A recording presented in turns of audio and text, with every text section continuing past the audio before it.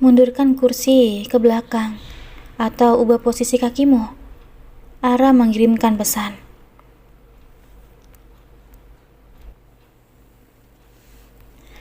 Rendra membaca pesan tersebut, menuruti permintaan Ara walaupun tidak mengerti. Rendra sedikit memundurkan kursi, kemudian beralih pada pasangan suami istri yang duduk di hadapannya. "Kalian mau apa?" tanya Rendra. "Aku minta izin menggunakan halaman rumah, perayaan dan syukuran 4 bulanan kandunganku," jawab Giselle. Rumah yang dimaksud kediaman keluarga Ada Wangsa yang berada di pinggir pantai, mempunyai halaman belakang cukup luas yang menghadap pantai. "Rumah Papa kan sedang dalam tahap dibangun, Ren. Beliau tidak ingin menumpang lagi. Gara-gara kamu melarang kami tinggal di rumah orang tuamu. Sebenarnya daripada rumah itu kosong, rumah itu kemungkinan tidak akan kosong," sela Rendra. "Setelah aku menikah, aku akan menempati bersama istriku." "Nikah? Perempuan mana yang bisa menaklukkan hatimu?" Giselle terheran. "Kamu tidak perlu tahu. Aku mengizinkan." "Apalagi?" Rendra menatap Bayu. Ara yang berada di bawah meja, hidungnya mendadak sebagai dikelitik di bulu-bulu halus. Kemudian telapak tangannya menutup mulut, meredam bersin yang tidak bisa ditahan. "Suara apa itu, Rendra?" Giselle celingukkan. "Sepertinya kalau tidak ada yang perlu dibicarakan, silakan keluar dan kembali bekerja." Rendra memotong ucapan Giselle. Bayu mengedarkan pandangan. Suara mirip orang bersin jelas terdengar di ruangan Rendra. Ada orang selain mereka bertiga. "Aku ingin bertanya tentang hasil tes DNA." Bayu memandang Rendra. "Apa kau sudah menemukan arah?" "Kenapa kamu begitu penasaran, Bayu?" Memandang Bayu tajam. "Silakan keluar." "Iya, kami akan keluar. Terima kasih sudah diizinkan menggunakan rumahmu," kata Giselle. Ara bernafas lega saat mendengar suara langkah milik Giselle dan Bayu yang akan meninggalkan ruangan Rendra. Kemudian suara pintu ditutup. "2 menit lagi baru keluar," kata Rendra, memastikan mereka tidak kembali. "Oh, punggung dan kepalaku mau lepas." Tanpa sadar Ara menyandarkan keningnya di paha Rendra. "Cynthia, aku tidak ingin diganggu. Siapapun orangnya suruh pergi. Minta datang kembali 1 jam kemudian," perintah Rendra melalui intercom.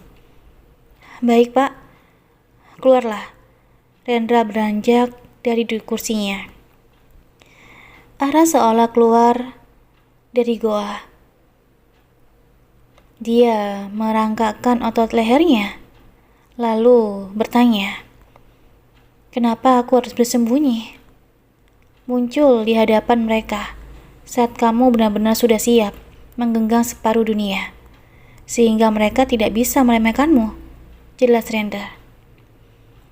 "Aku tidak bisa menggenggam separuh dunia, Ren.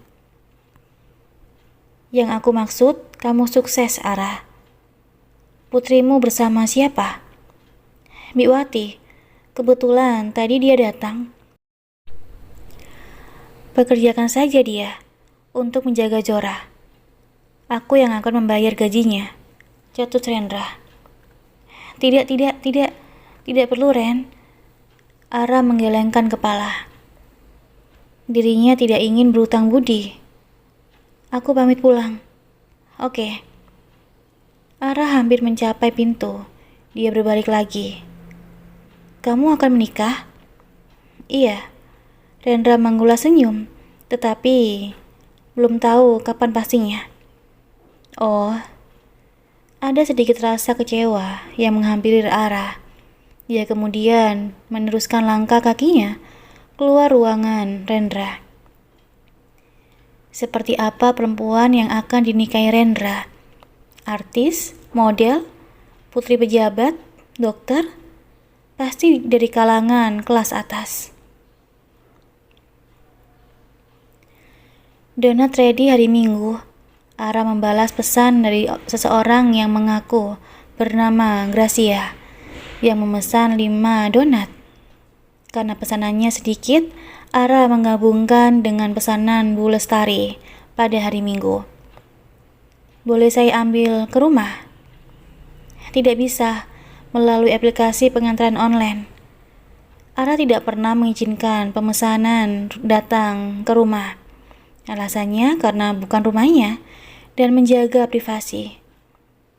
Gitu ya? Iya. Lalu Ara menaruh ponsel, melanjutkan makan siang. Perempuan itu sebenarnya menunggu kedatangan Rendra yang tidak kunjung terlihat batang hidungnya. Padahal hari sudah merangkak tinggi. Untuk menghalau perasaan gelisah, Ara memutuskan pergi ke mall. Tentu saja bersama Jora. Di mall, Ara masuk ke toko khusus pakaian anak-anak. Dia sangat bersyukur bisa membelikan baju untuk Jora dari hasil kerja kerasnya. Kemudian, Ara berhenti di depan etalase toko yang memajang perhiasan. Ara menginginkan anting kecil berbentuk kupu-kupu. Wah, Mbak Ara sedang belanja di mall. Sudah banyak duit. Ara menoleh melihat dua perempuan yang sangat ia benci. Rahangnya mengatup keras. Jadi simpanan lelaki kaya ya? Tuduh Lastri. Kamu dulu kan gembel sekali. Karena putramu tidak becus mengurus istrinya, kata Ara. Laki-laki mau kondo di awal pernikahan. Tutup mulutmu, hardik Lastri. Fakta, ejek Ara, bergegas meninggalkan area depan toko perhiasan. Benar kata Rendra, jika dirinya sukses, dua lalat itu tidak akan menghina dirinya. Perasaan Ara yang tadi bahagia berubah muram. Bu, mendengar celotehan Jora, Ara tertawa kecil. Bunda, koreksinya. Dah, terserah kamu saja. Ara mencubit gemas hidung putrinya yang berada dalam gendongan. Andaikan tidak ada Jora, mungkin Ara tidak akan mampu melawan kesedihan. Mungkin terpuruk lebih lama. Giselle yang berada di ruangannya tampak gusar, mengumpat kata-kata kasar karena si penjual donat sangat sombong. Memang sebagus apa rumahnya? Dengusnya. Aku ingin bicara. Bayu memasuki ruangan. Kapan aku mendapatkan promosi kenaikan jabatan?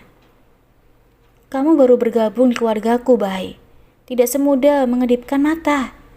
Perusahaan ini milik Rendra, bukan milik papaku. Bersabarlah. Giselle menahan amarahnya. Posisiku lebih rendah dari istriku. Setidaknya naikkan jabatanku sebagai manajer, ujar Bayu. Aku tidak suka menjadi bahan olok-olok pegawai di perusahaan ini. Iya, nanti aku akan bicara pada papa. Beberapa hari yang lalu di ruangan Rendra, sepertinya ada perempuan. Bayu membicarakan hal lain. Mungkinkah perempuan sewaan? Aku tidak tahu. Giselle menghentikan kedua bahunya. Aku tidak peduli dengan urusan Rendra. Apa iya? Dia making love di kantor. Bye, lebih baik kamu kembali kerja. Aku sedang tidak ada waktu untuk bergosip, tegas Giselle. Bayu menatap Giselle dengan tatapan tajam dan kesal. Perempuan itu sudah berani memerintah. Mata perempuan itu nanar memandang foto di artikel media online. Tampak Rendra duduk di sebelah seorang perempuan. Mereka saling memandang. Putri pengusaha restoran kencan dengan Rendra Ardawangsa. Dia hanya membaca headline, tanpa berminat membaca keseluruhan isi berita.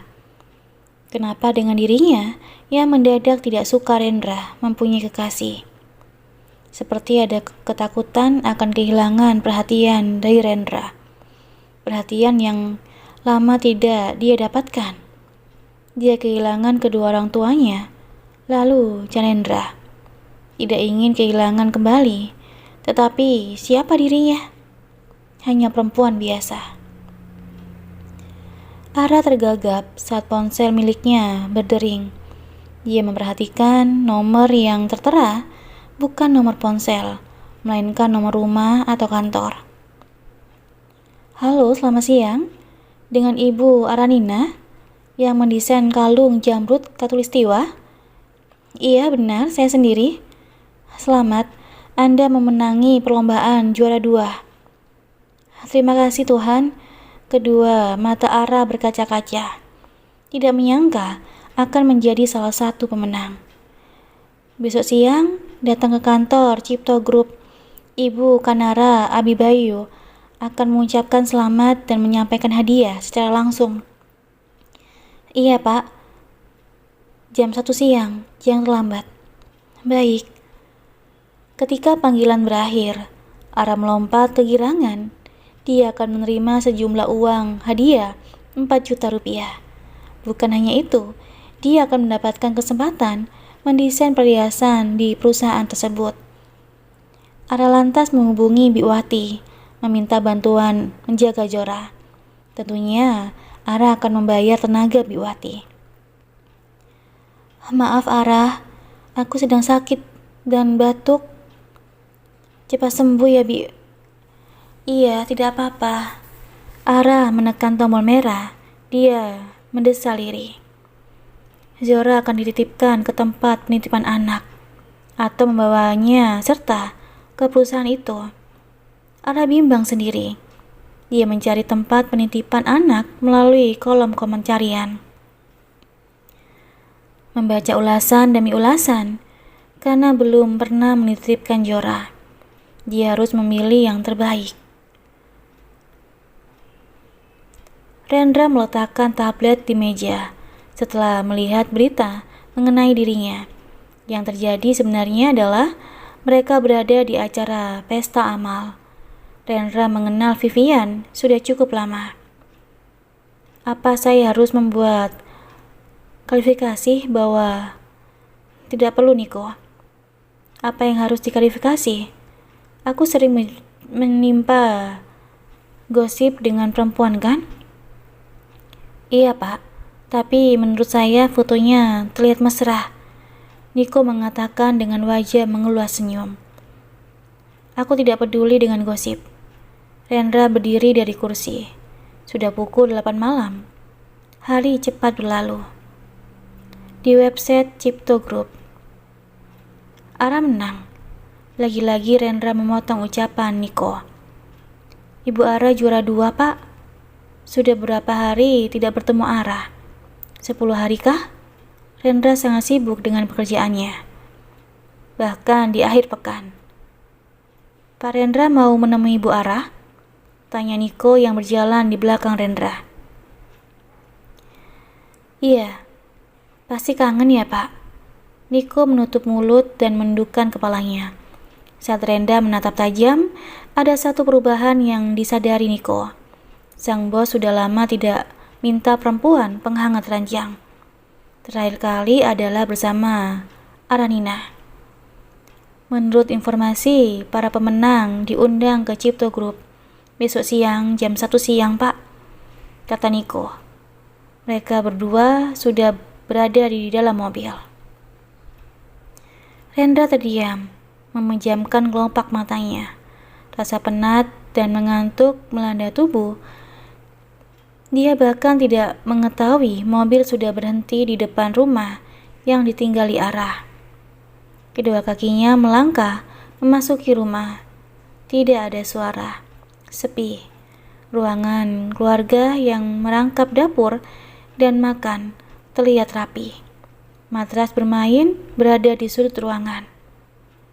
Mungkinkah Ara sudah tidur? Tetapi malam belum larut. Rendra?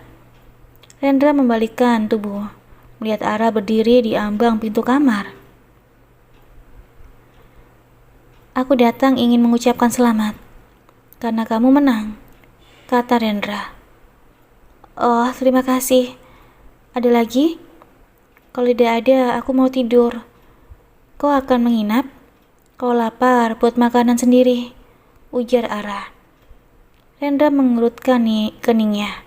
Mengapa Ara bersikap dingin? Dia biasanya banyak bicara.